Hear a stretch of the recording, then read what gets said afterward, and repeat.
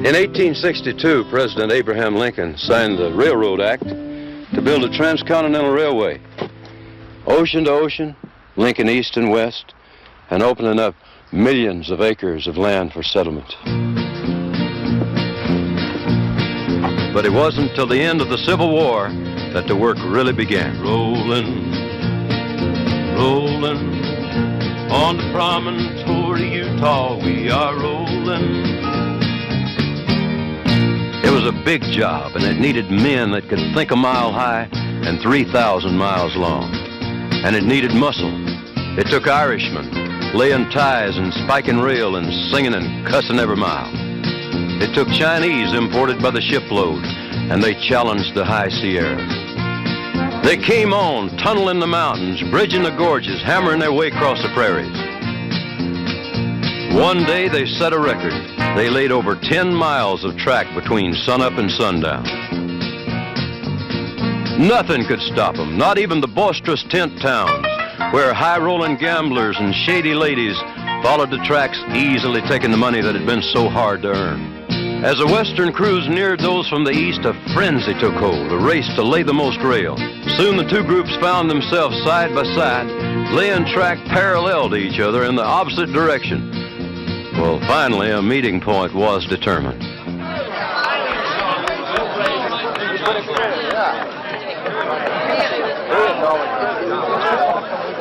This is a day to remember. May 10th, 1869. And we're at a point just north of the Great Salt Lake at Promontory Summit, Utah. The driving of the last spike, the one that links east and west with rail. Oh, come on. Hey, that is transport horse, heavy, and Jeep product. That's the telegrapher that's going to send the word to the world when it's done.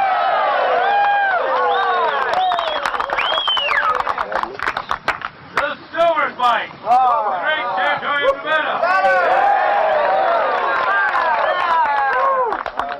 And the golden spike, the last spike from California. First, the golden spike ceremony. Of course, they're going to take it up in a minute and drive in the real spike because that golden spike wouldn't last too long in this group.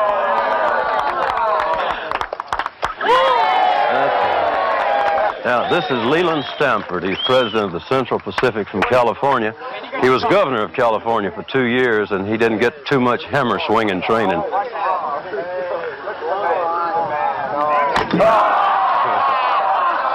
You wonder about that wire that's tied to the hammer? That wire is connected to the telegrapher's mechanism, you know. The sound will go out over the wire to the nation. Now, that is Thomas Durant, president of the Union Pacific, a financier. He didn't get too much hammer swinging training either.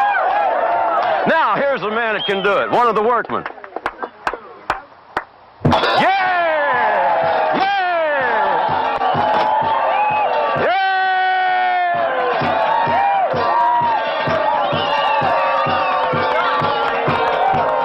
That telegrapher just sent out the one word that the nation had been waiting for, and that word was done!